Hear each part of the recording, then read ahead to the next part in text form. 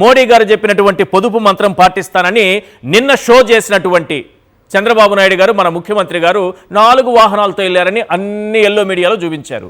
ఈరోజు సత్యసాయి జిల్లాలో జరిగిన కార్యక్రమానికి ఎన్ని బస్సులకి ఎంత డీజిల్ నింపారో ఒకసారి చూపించండి సార్.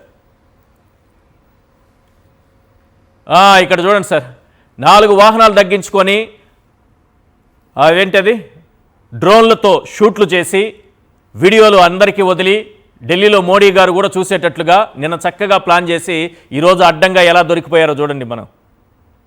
ఇది మనం పొదుపు మంత్రం పాటిస్తున్నది.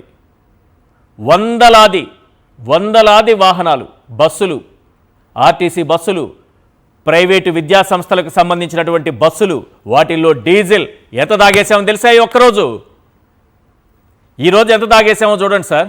నిన్న 4 వాహనాలు తగ్గించుకొని షో చేస్తాము, ఈరోజు అసలు స్వరూపాన్ని బయట పెట్టుకుంటాం. కొండ రాజీవ్ గాంధీ గారు ఏం చెప్తారు సార్?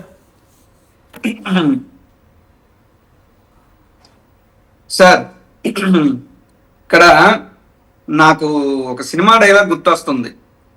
అదేమిటంటే, పాపం అది మీరు ఇంతలాగా లోకేష్ గారి యొక్క తప్పులన్నీ ఇంతలాగా ఎత్తు పొడిచి చూపిస్తా ఉంటే ఆయనకైతే అనిపిస్తుంది కదా సార్, మీరు ఆలోచించాలి కదా, ఇన్ని నిజాలు ఇవన్నీ మీరు ఈ డిబేట్ల ద్వారా చెప్పేస్తే అలాగా. సినిమాలో డైలాగ్ ఉంటుంది బ్రహ్మానందం గారు, నేను ఎక్కడికో తీసుకెళ్లాలనుకుంటాను, అక్కడికి రాను అంటారు.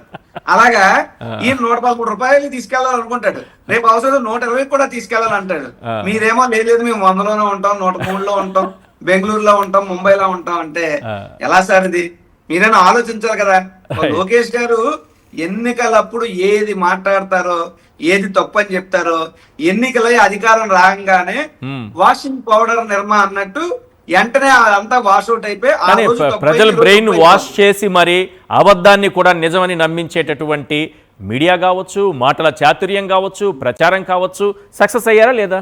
పెట్రోల్ డీజిల్ కావచ్చు, లేకపోతే రిషికొండ కావచ్చు, ఖచ్చితంగా 100% సక్సెస్ అవుతారు సార్.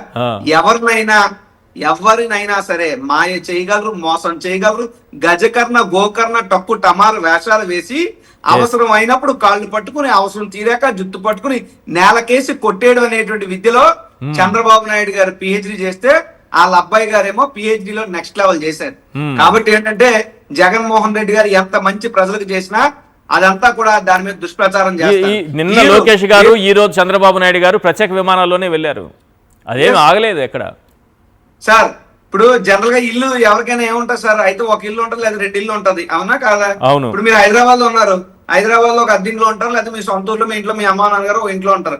కానీ ఏమో ప్రాంతం హైదరాబాద్ లోకి ఇల్లు, అమరావతిలోకి ఇల్లు, అందులోని కూడా హైదరాబాద్ ఈ ప్రాంతంలో అయితే ఒక లేక్ వ్యూ గెస్ట్ హౌస్, విజయవాడలో అయితే ఇరిగేషన్ గెస్ట్ హౌస్, లేదు అంటే అక్కడ కరకట్ట మీద ఒక ఇల్లు, అది కాకపోతే పక్కన ఇంకొక 5 ఎకరాల్లో 10 ఎకరాల్లో మరో ఇల్లు.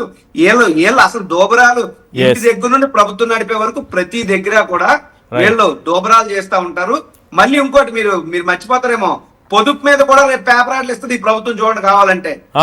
పొదుపు చేయాలనే దాని కూడా పేపర్ యాడ్ల ద్వారా దుబారా చేయగలదు, అది వాళ్ళ విజన్.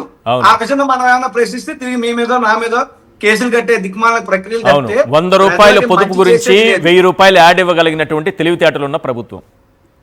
దాన్నే ఒక చిన్న పెద్దలు చెప్పిన సామెత ఉంటది, పావుల కోడి పిల్లకి 30 పంది పిల్లల దిష్టి తీసేటట్టు. అలా ఉంటది వ్యవహారం అంతా కూడా. రైట్.